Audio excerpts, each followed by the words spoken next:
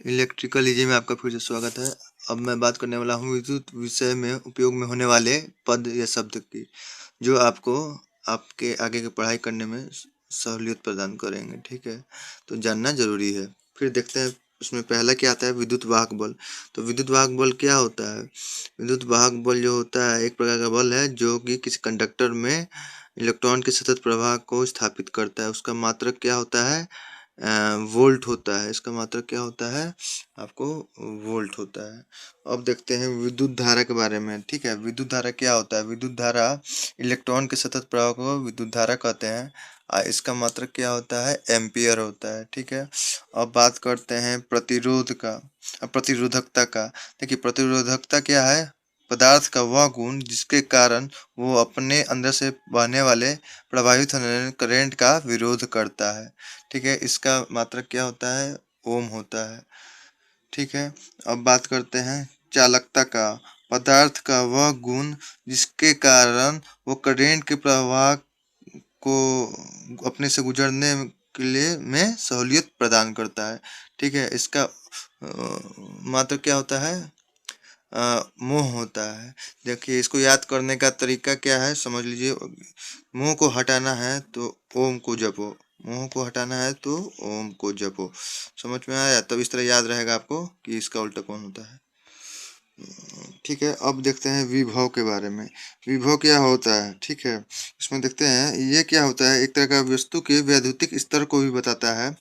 ठीक है, और इसको दो तरीके से समझा जा सकता है।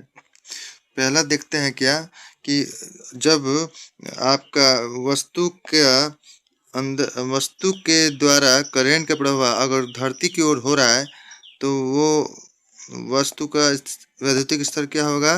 धनायन विभव में होगा। ठीक है, अगर वही वस्तु से करंट का प्रवाह धरती से उसकी ओर हो रहा है तो वो वस्तु का विभव क्या होगा? ऋणायन होगा। ठीक है, दूसरे तरीके से समझते हैं क्या, कि इन्फिनिटिव से अगर एक इलेक्ट्रॉन को किसी बिंदु ए पे लाने में जो कार्य किया जा रहा है उसको उस बिंदु का विभव कहेंगे, उस बिंदु का विभव कहेंगे।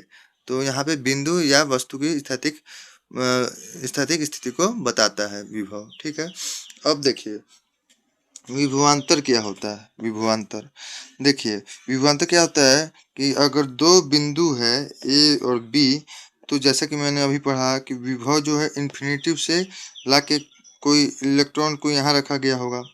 ठीक है, फिर उसके बाद बी में रखा गया होगा, तो दोनों में किया गया कार्य में अंतर आएगा।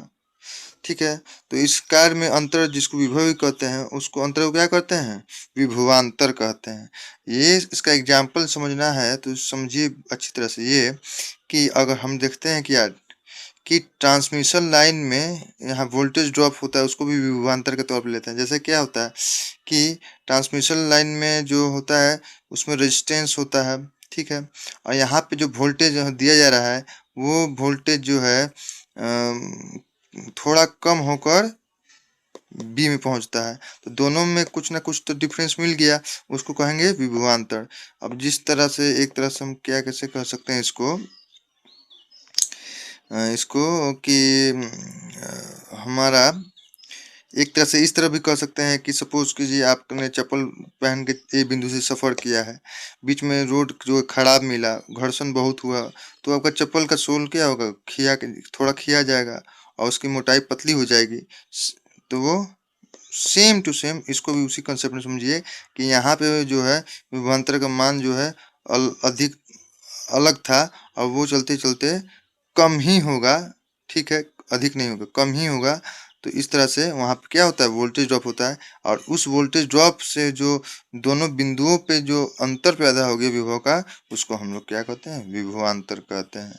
इस प्रकार से इन कुछ पदों को आपको ध्यान में रखना होगा ताकि आगे आप कुछ भी पढ़ें तो समझने में आसानी हो कि किस बिंदु के बारे में बात की जा रही है।